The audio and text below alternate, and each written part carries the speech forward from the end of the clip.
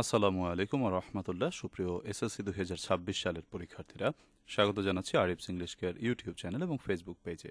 সুপ্রিয় শিক্ষার্থীরা, তোমাদেরকে গ্রামাটিক্যাল পার্টের ধারাবাহিক ক্লাস দিচ্ছিলাম, অর্থাৎ ইংলিশ সেকেন্ড পেপারের তোমাদের ধারাবাহিকভাবে ক্লাস দিচ্ছি। আলাদা করে ইংলিশ ফার্স্ট পার্টেরও ক্লাস দিচ্ছি আমি তোমাদেরকে।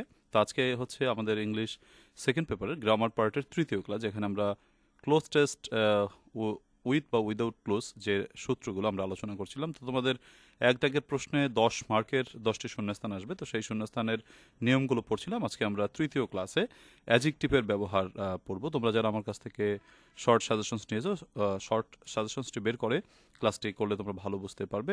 এখনও যারা এই দুর্দান্ত শর্ট সাজেশনস সংগ্রহ করেনি অথবা অনলাইন প্রাইভেট ব্যাচে ভর্তি হওনি, তোমরা অনলাইন প্রাইভেট ব্যাচে ভর্তি অথবা এই দুর্দান্ত শর্ট সাজেশনসটি নিতে আমার সাথে যোগাযোগ করতে পারো 01843852361 এই নম্বরে।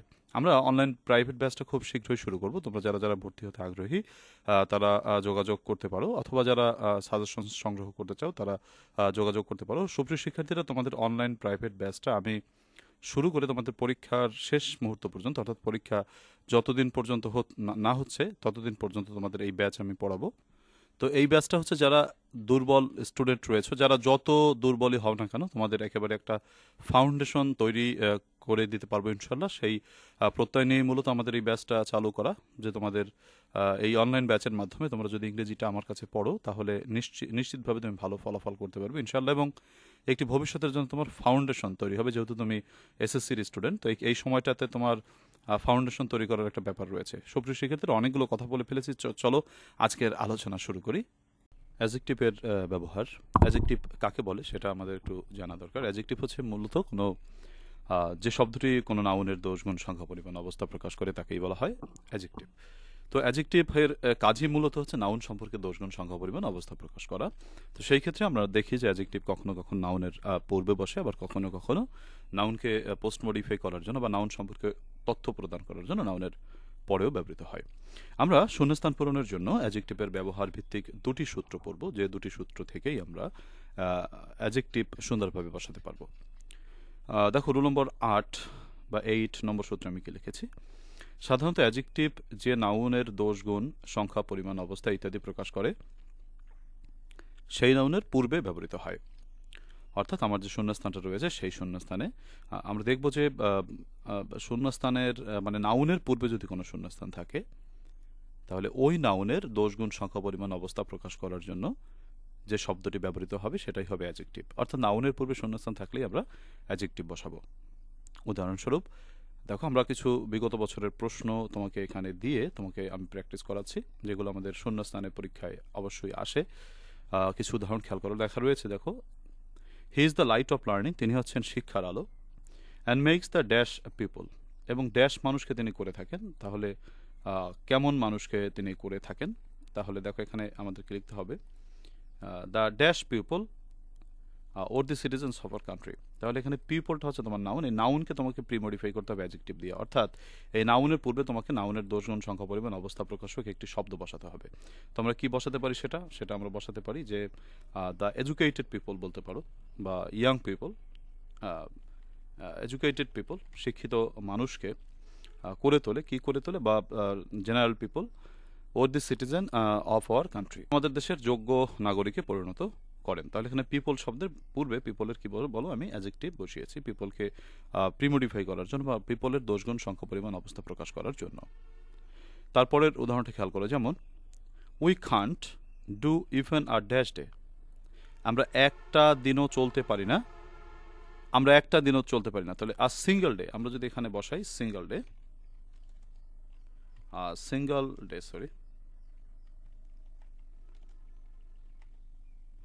We can not even do a single day, আমরা এমনকি একটা দিনও চলতে পারি না without the help of science, বিজ্ঞানের সাহায্য ছাড়া।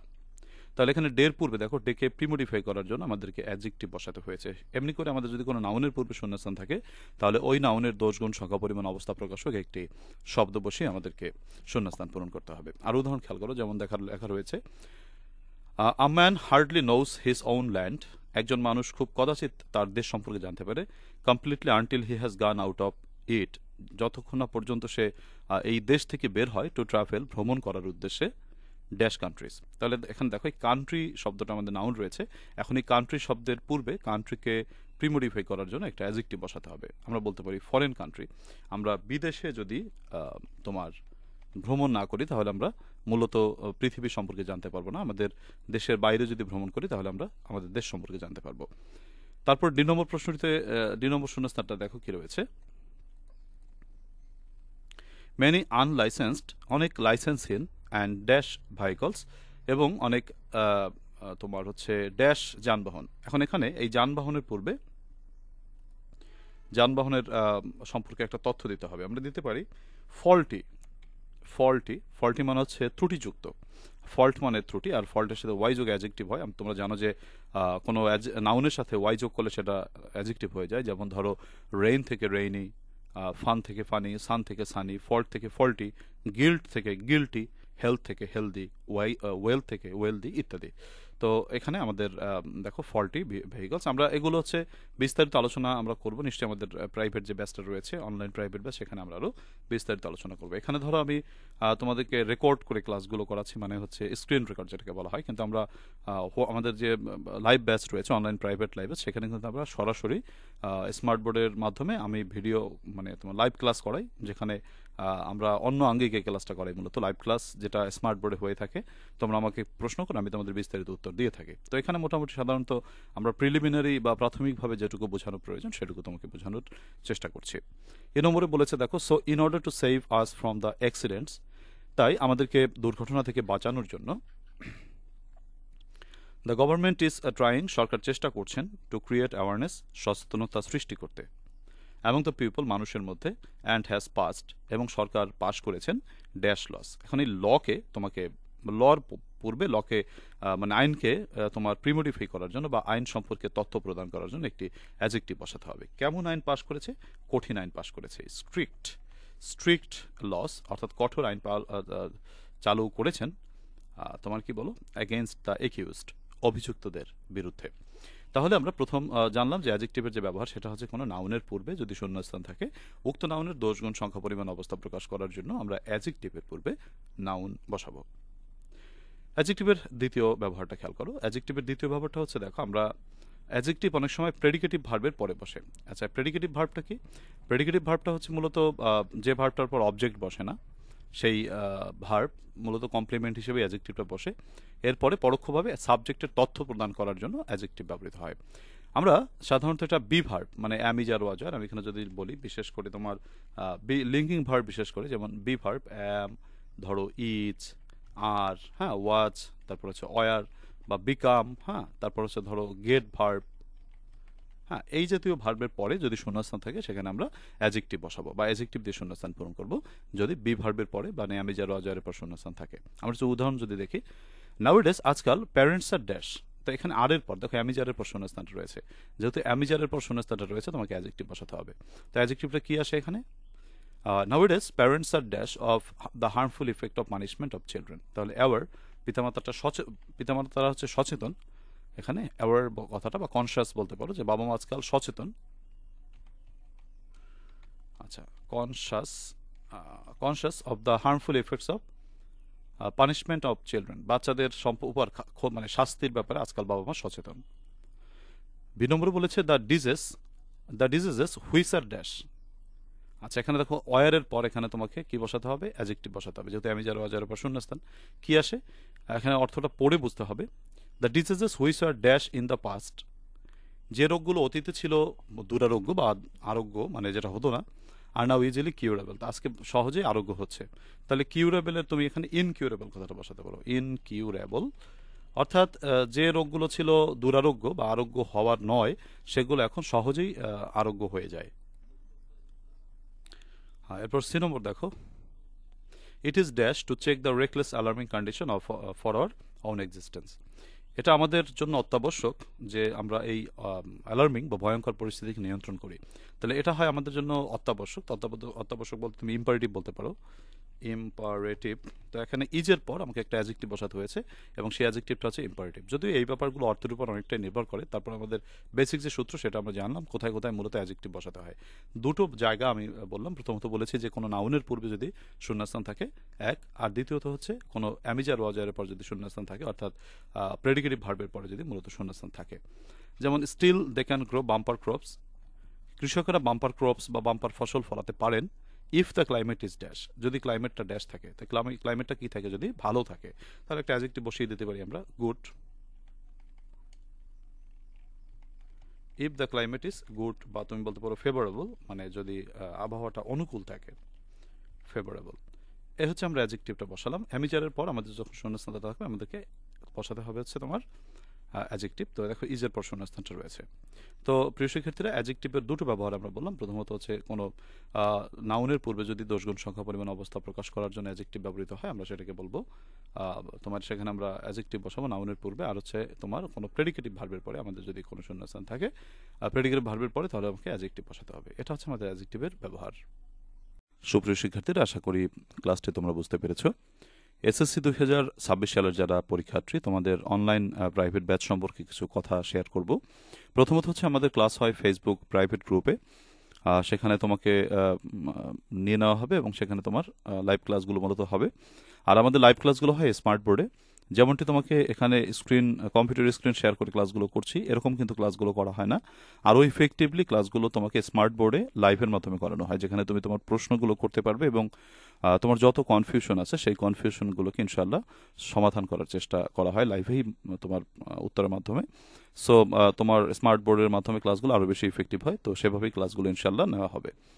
তো লাইভ শেষে ক্লাসটি অটোমেটিকলি গ্রুপে রেকর্ডেড থাকবে। ধরো তুমি কোনো একটি ক্লাস মিস করে ফেললে, কিন্তু মিস করলে কোনো অসুবিধা নেই, যেহেতু তোমরা জানো যে একটা লাইভ ক্লাস যখন হয় সেটা কিন্তু লাইভের পরে রেকর্ডেড হয়ে থাকে অটোমেটিকলি। তো সেখানে থেকে তুমি রেকর্ডেড ক্লাস থেকে ক্লাসটি করে নিতে পারবে, তোমার কোনো ক্লাস মিস হবে না। চতুর্থ কথা হচ্ছে শুধু ইংরেজি পড়ানো হয়। আমি মূলত ইংরেজি পড়াই, আমি ইংরেজি শিক্ষক, আমি ইংরেজি তোমাদেরকে পড়াই। আর সাথে সাথে কথা হচ্ছে অন্যান্য সাবজেক্টের সাজেশনস আমি তোমাকে ম্যানেজ করে দেওয়ার চেষ্টা করি, তবে সেটা বোনাস ব্যাপার। বাট মূল ব্যাপারটা হচ্ছে আমি ইংরেজি পড়াই। পঞ্চমত কথা হচ্ছে ইংলিশ ফার্স্ট পার্ট এবং সেকেন্ড পার্ট দুটো সাবজেক্টই তোমাকে পড়ানো হবে এবং শর্ট সাজেশনস দেওয়া হবে যদি তুমি দুর্বল থাকো। তো আমি চেষ্টা করি তোমাদেরকে ফাউন্ডেশনটাকে সঠিকভাবে গঠন করে বা শক্ত করে, যাতে করে তুমি শুধু এসএসসি পরীক্ষায় নয় বরং তোমার সারা জীবন ইংরেজির একটি ভালো বেসমেন্ট তোমার তৈরি হয়, সেই ব্যাপারটা নিশ্চিত করার জন্য চেষ্টা করবো ইনশাল্লাহ, যেহেতু তোমাদের এখনো বেশ কিছুটা সময় আছে। আচ্ছা, তোমরা অনেকে কোর্স ফি সম্পর্কে জানতে চাইছো। আমাদের কোর্স ফিটা হচ্ছে 1000 টাকা। আর মোট ক্লাস সংখ্যা হচ্ছে তোমার 70+। 5 মাস ধরে লাইভ ক্লাস হবে এবং 5 মাসের মধ্যে আমরা আশা করি আমাদের পূর্ণাঙ্গ কোর্সটি কমপ্লিট হবে। তবে ক্লাস হবে সপ্তাহে 4 দিন এবং সন্ধ্যা 8টা 15-তে আমাদের টাইম। তবে টাইম প্লাস মাইনাস হতে পারে, সেটা তোমরা আমাকে কমেন্ট করবে বা আমাকে কি বলবো যে তোমাকে আমার কাছে SMS করো তুমি হোয়াটসঅ্যাপের মাধ্যমে, তাহলে তোমার সাথে আমার কথার মাধ্যমে টাইম প্লাস মাইনাস করে নেওয়া যাবে, যেহেতু বিভিন্ন ব্যাচ হয়তো তৈরি হবে এর জন্য। আর আমরা চেষ্টা করবো 5 মাসের মধ্যে কোর্স কমপ্লিট হওয়ার। কিন্তু মানে তোমার 5 মাসের পর কোর্স যখন কমপ্লিট হয়ে যাবে, তোমাদের 5 মাসের পরে তোমাকে আরেকটি গ্রুপে নেওয়া হবে তোমার কোর্স কমপ্লিটের পর, যেখানে পরীক্ষার আগদিন পর্যন্ত মডেল টেস্ট বা রিভিশন চালু থাকবে। এই গ্রুপের জন্য তোমাকে কোনো টাকা দিতে হবে না, এটা মূল কোর্সের অংশ হিসেবেই থাকবে। সো তোমার মূলত 5 মাসের কোর্স হলেও এটা কিন্তু তুমি পরীক্ষার আগ পর্যন্তই তুমি আমাদের সাথে বা আমার সাথে কানেক্টেড থাকছো, বা তোমার পরীক্ষার আগ দিন পর্যন্ত ক্লাস নিয়ে আমি তোমার সাথে থাকছি। সো এই 1000 টাকায় কিন্তু তুমি তোমার এসএসসি পরীক্ষার আগ পর্যন্ত সেবাটি পাচ্ছ ইনশাল্লাহ। তারপর হচ্ছে নবম কথা হচ্ছে ভর্তি কনফার্ম করতে তুমি কোর্স ফি সেন্ড মানি করে আমাকে স্ক্রিনশট দিয়ে জানাতে পারো। তবে টাকা পাঠানোর নম্বর এখানে দেখানো আছে। তবে যে কথাটা বলে নিতে চাই সেটা হচ্ছে তোমার ভর্তির আগে একটু আমার সাথে পার্সোনালি যোগাযোগ করো। টাকা পাঠানোর পর আমি একটি ফেসবুক গ্রুপের লিঙ্ক দেবো, সেই প্রাইভেট গ্রুপে জয়েন করে ক্লাসগুলো করতে হবে। আমাকে মূলত টাকা পাঠিয়ে আইডির যে স্ক্রিনশট সেটা দিতে হবে বা নাম বলতে হবে, তারপর আমি ব্যাচে অ্যাপ্রুভ করে নিব। প্রিয় শিক্ষার্থীরা, তো টাকা আগে থেকে পাঠাবে না নিশ্চয়ই, আগে আমার সাথে একটু যোগাযোগ করবে। তোমরা যারা অনলাইন ব্যাচে ভর্তি হতে চাও 01843852361 এই নম্বরটিতে হোয়াটসঅ্যাপে SMS করে আমার সাথে আগে যোগাযোগ করো, বিস্তারিত জানো। আরও যদি কোনো প্রশ্ন থাকে সেগুলো আমাকে তুমি করতে পারো, আমি তোমাকে জবাব দেবো ইনশাল্লাহ। তো প্রিয় শিক্ষার্থীরা, তুমি এই ব্যাচে ভর্তি হলে যে জিনিসগুলো পাবে সেটা হচ্ছে লাইভ ক্লাস পাবে, এবং বিস্তারিত তথ্য তো তোমাকে জানালাম, এর পাশাপাশি তুমি কিন্তু শর্ট সাজেশনসগুলো পাচ্ছ। সো তুমি দ্রুতই ভর্তি হয়ে যেতে পারো। তোমরা যারা এতক্ষণ পর্যন্ত ক্লাসটি ধৈর্য সহকারে দেখেছো সকলকে ধন্যবাদ জানাই। তোমাদের কাছে অনুরোধ থাকবে তোমরা ক্লাসটিকে একটু শেয়ার করে দিও বিভিন্ন গ্রুপে, যাতে করে তোমার আরও বন্ধু কানেক্টেড হতে পারে এবং আমিও আরও ক্লাস দিতে অনুপ্রাণিত হই। প্রিয় শিক্ষার্থীরা, তোমরা যারা নতুন দেখছো, তোমরা যদি ইউটিউব থেকে দেখো, ইউটিউব চ্যানেলটিকে সাবস্ক্রাইব করে রাখো যাতে করে পরবর্তী ক্লাসটি তুমি মিস না করো। আর হচ্ছে যারা ফেসবুক থেকে দেখছো, তোমরা ফেসবুক পেজটিকে ফলো দিয়ে রাখো। আল্লাহ তাআলা তোমাদের সকলকে ভালো একটি প্রস্তুতি নেওয়ার সক্ষমতা দান করুক, সেই শুভকামনা রেখে আজকের ক্লাস থেকে বিদায় নিচ্ছি। আল্লাহ হাফেজ।